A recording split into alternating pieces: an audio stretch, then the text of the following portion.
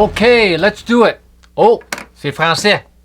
Alors, entreprise missionnaire, aide missionnaire internationale, le 1er janvier 2026. Wouh!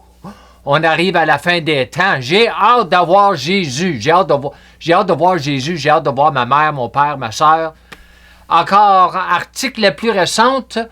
Alors, aujourd'hui, l'enseignement va être appelé sur notre chaîne de YouTube, ça va être appelé les accomplissements de la foi. Encore, c'est bref, OK? Je fais des petites vidéos brefs concernant les remarques que j'ai faites sur Facebook, LinkedIn, tout cela. Alors, le premier, c'est la plus grande liberté que vous puissiez connaître. Oh, connaître la liberté, c'est Jésus. Et de croire ce que Dieu croit et comment il croit. Merci, Jésus. Le moment que vous êtes sauvé, le moment que vous êtes né de nouveau, vous allez commencer à avoir l'expérience de la liberté. OK? La liberté. Et le plus que vous rentrez dans la parole, j'ai la parole ici, ça c'est ma Bible anglaise, mais en tout cas c'est la parole de Dieu quand même. Le plus que vous rentrez dans la parole de vérité, la parole de liberté, c'est marqué dans Jacques 1,25, la loi de liberté, il parle de la parole. Le plus que vous allez commencer à vous être libéré de les mensonges du diable. OK? Ça fait partie de l'armure de Dieu, la casquette du salut, renouvellement de l'intelligence. Yes! L'autre remarque, c'est si vous cherchez vraiment la vérité, si vous cherchez vraiment la vérité, toute la vérité et rien que la vérité, tournez-vous vers Jésus et nulle part ailleurs, car vous ne le trouverez nulle part ailleurs. Le Jésus des 4 évangiles de la Sainte Bible, il est le chemin, la vérité et la vie. Quand Jésus il dit qu'il est le chemin, ça veut dire qu'il y a autre chemin dans le monde. Quand il dit que je suis la vérité, il veut dire qu'il y a autre vérité, mais moi je suis la vérité. Et il y a de l'emphase sur la. Dans l'anglais, c'est l'article définitif the. OK? Et je suis la vie. Il y a toutes sortes de modes de vie dans le monde. OK? Mais il y a un mode de vie qui plaît à Dieu.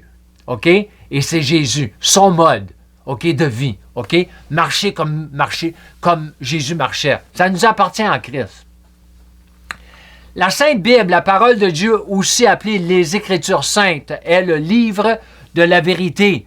Il n'y a pas d'autre livre comme celui-ci. Si vous cherchez la vérité, seulement la vérité et rien que la vérité, tournez-vous à la Sainte Bible, la parole de Dieu, car c'est le seul livre de vérité. Alors, je parle de la foi, je parle de la vérité, parce que la foi et la vérité ont beaucoup en commun, parce que quand je parle de la foi de Dieu.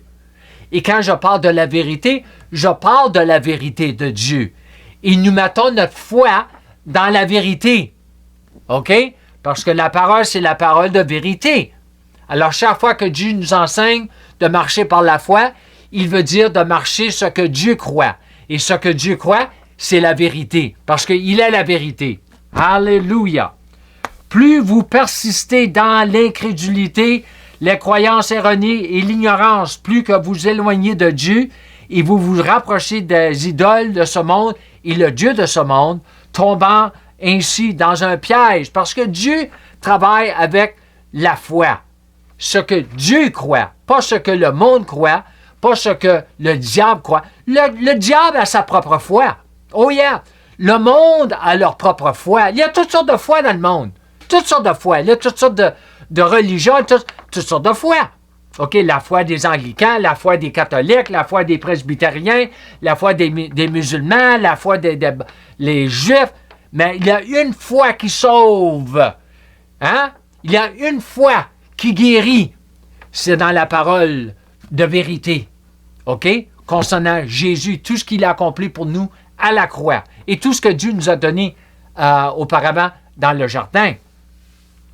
Alors, c'est pour ça que le diable, il fait tout pour nous essayer de nous convaincre de croire ce que lui croit à la place de croire ce que Dieu croit.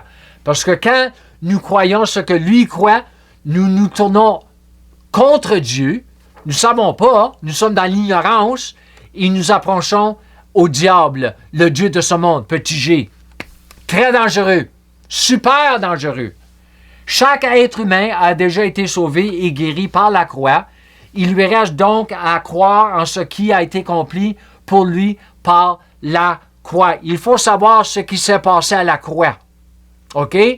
Alors, c'est là qu'on a besoin des bons enseignements, des bons enseignants, des bons docteurs de théologie, OK? Pour nous enseigner dans la parole tout ce qui s'est passé à la croix et tout ce que Dieu nous avait donné dans le jardin, parce que ça nous appartient aussi, ces choses-là. OK? Alors, tout ce qui s'est passé à la croix, ça nous appartient comme croyants, comme fils de Dieu, comme enfants de Dieu. Ceux qui sont nés de Dieu, ça nous appartient. Mais il faut le croire. Il faut être devenu convaincu pour approprier ce qui nous appartient. OK? Dieu nous donne, par grâce, il nous donne gratuitement. OK? Mais nous recevons par la foi. Nous recevons en croyant. Nous sommes sauvés par la foi, par la grâce, par la foi. OK? Et aussi, j'ai marqué ici, Dieu ne regarde ni vos circonstances, ni votre situation, mais il regarde votre cœur pour voir s'il y a de la foi. Vous devriez en faire autant. Moi, ça m'a pris des années. Et des fois, je suis un peu frustré avec moi-même, mais il faut avancer quand même. Moi, j'étais tellement préoccupé avec tout ce qui se passait alentour de moi. OK? Ah, Dieu m'a promis ci, Dieu m'a promis ça, mais je ne le vois pas. Non, c'est parce que tu ne le crois pas encore, Pierre. OK? Alors, la foi, ça vient du cœur. Tu mets la parole dans ton cœur. Tu sèmes la parole comme une semence dans ton cœur. Ton cœur, c'est le jardin. OK? Alors, moi, maintenant, je ne regarde pas beaucoup tout ce qui se passe alentour de moi. Moi, j'examine mon cœur parce que Dieu regarde pour mon cœur. Dieu regarde mon cœur. C'est marqué dans Marc 11, 23, il ne doute point dans son cœur, mais il croit. Où il croit? Dans son cœur. Dans son cœur. Toute la parole, ça parle du cœur de l'homme. Le cœur va être jugé. Les croyants, les non-croyants, c'est le cœur. Les intentions du cœur, les motifs du cœur. C'est ça que Dieu juge. OK? Dieu juge tes actions, mais les actions viennent du cœur. Et même les choses qu'on n'a pas faites encore. Les intentions. Jésus a dit, si tu veux, si tu regardes avec intention d'avoir une fornication avec une femme ou l'adultère, tu l'as déjà commis. Il regarde le cœur. OK? La parole de Dieu nous commande de la méditer jour et nuit et non pas seulement un petit peu. Si vous voulez récolter les fruits de sa parole, vous devez la semer en abondamment. Cela demande beaucoup de temps, mais cela en vaut la peine. Alors, moi, j'avais lu un post, une remarque, que la personne dit « Oh, rentrez dans la parole un petit peu chaque jour. » OK, des fois, c'est là qu'il faut commencer, mais restez pas là. Restez pas là. Avancez. Moi, quand j'ai commencé à étudier, j'ai un truc radical, OK? Mais quand j'ai commencé à méditer la parole, j'ai trouvé ça dur. J'ai entendu des bons enseignements comme à méditer la parole. Et en premier, je faisais 1 heure, 2 heures. Je trouvais, c'est gros. Mais je suis rendu que je peux faire des 8 heures à 10 heures à 12 heures par jour. Mais c'est pas venu du jour au lendemain, ça. Ça m'a pris du temps à bâtir la persévérance, à bâtir en moi. Ils appellent ça en anglais « the infrastructure », la structure de la parole dans mon âme, dans mon cœur. L'âme fait partie du cœur. OK?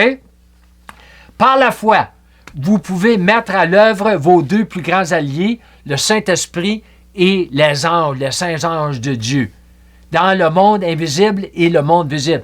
Alors, quand nous mettons Dieu à l'œuvre, nous mettons son esprit qui est sur la terre et nous mettons ses anges qui sont sur la terre. OK?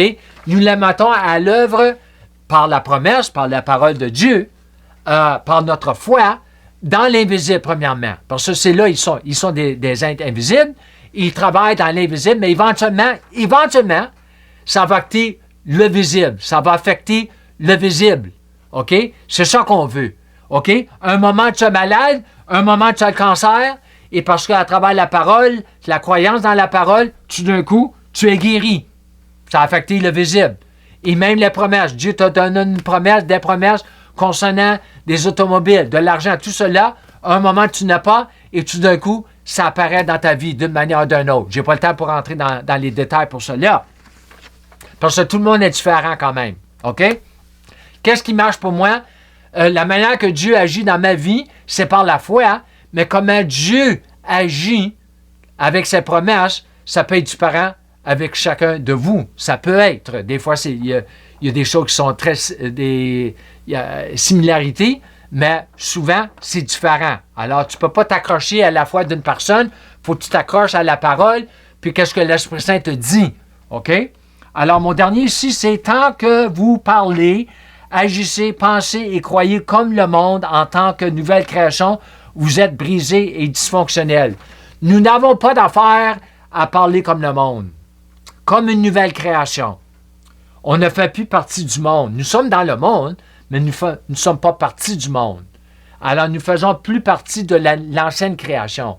Nous sommes une nouvelle création en Christ. Alors, nous devons parler différemment, nous devons penser différemment, nous devons croire différemment parce que nous faisons partie d'une nouvelle race humaine, la race du nouvel Adam.